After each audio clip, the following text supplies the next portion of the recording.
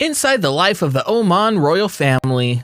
Oman is one of the smallest countries located in Western Asia, but did you know Oman is ruled by a royal family which is worth billions? Unlike many Arab royal families, the Oman royal family is not that popular, but despite that, they are still billionaires. So in today's video, we'll introduce you to the inside life of the Oman royal family. From jets to fleets of yachts, everything will be revealed here. But before we dive into the lavish style of the royal family, let's see how the Oman royal family came into power.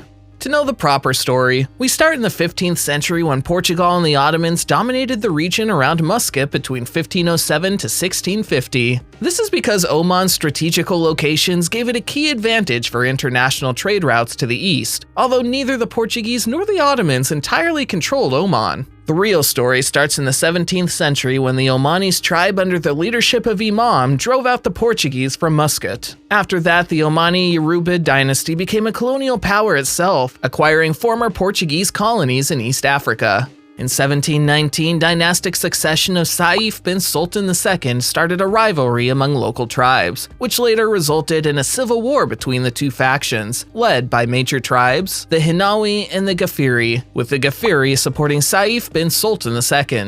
In 1743, Persian ruler Nader Shah occupied Muscat and Sohar with Saif's assistance. Saif died and was succeeded by Balarab bin Himyar of the Yoruba. Persia had occupied the coast previously, yet this intervention on behalf of an unpopular dynasty brought about a revolt. The leader of the revolt, Ahmed bin Sayyid al-Busaidi, took advantage of the revolt, which resulted in the exile of the Persians. After the Persians left, Ahmed bin defeated Balarab and was elected the first Sultan of Muscat and Imam of Oman from Al-Said dynasty. By the year 1783, Oman further expanded into Gwadar, which is in present-day Pakistan. In 1798, Oman and Britain signed a treaty of friendship in which Great Britain solidified the Sultan's rule. When Sultan Said bin Sultan al-Busaid died in 1856, his sons quarreled over the succession. As a result of this struggle, the empire, through the mediation of Britain, was divided into two separate principalities, the Sultan of Oman and Muscat and the Sultanate of Zanzibar.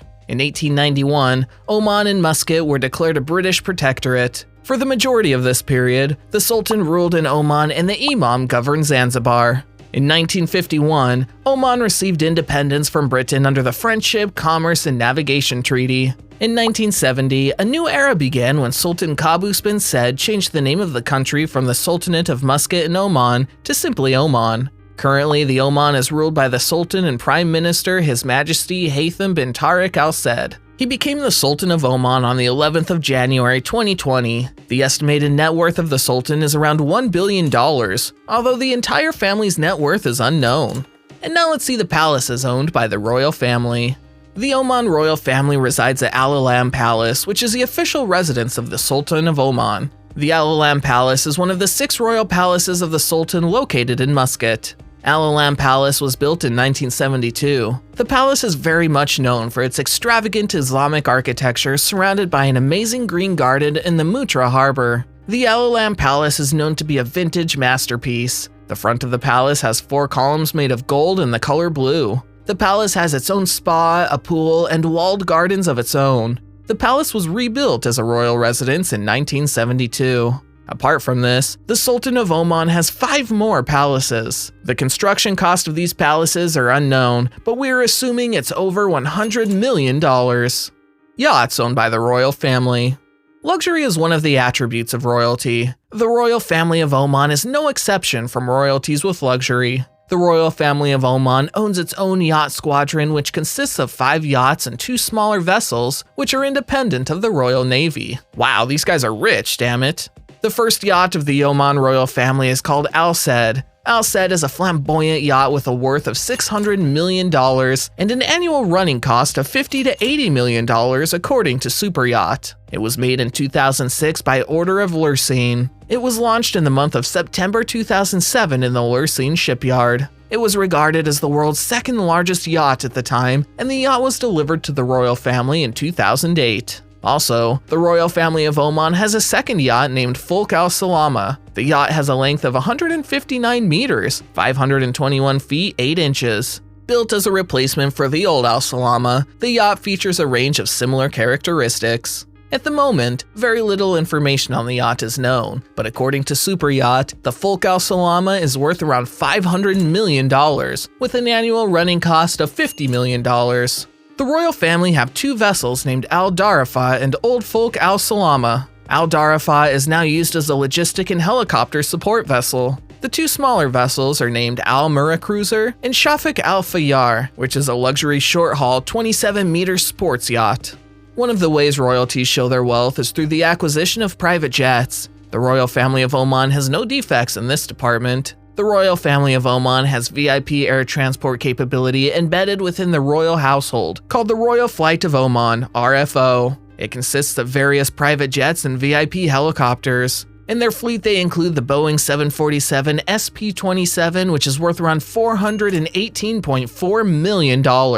It is registered under the name A40OMN, which means Royal Flight. The jet was built in 2001, and the jet is officially used for Sultan travel only. Also, the Sultan uses another Boeing 747-430, which was added to the fleet in 2012. The jet has registration under the name A40HMS. The manufacturing costs of the jet were around $100 million, but this jet is not painted in royal colors, which might be the indication that the Sultan uses the older jets often. Apart from this, the royal family also owns an Airbus A320, Airbus A319, and various Gulfstream 550s, a C-130J, and a Super Puma. The estimated cost of these 5 jets is approximately $250 million.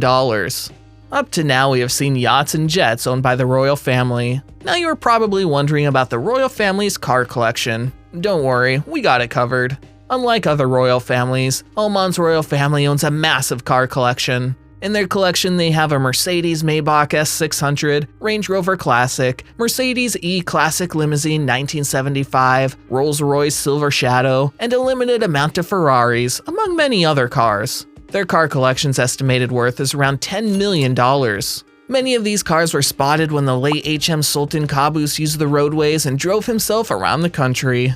Until now, we have seen the expenses of the royal family. Now let's see how the royal family earns money.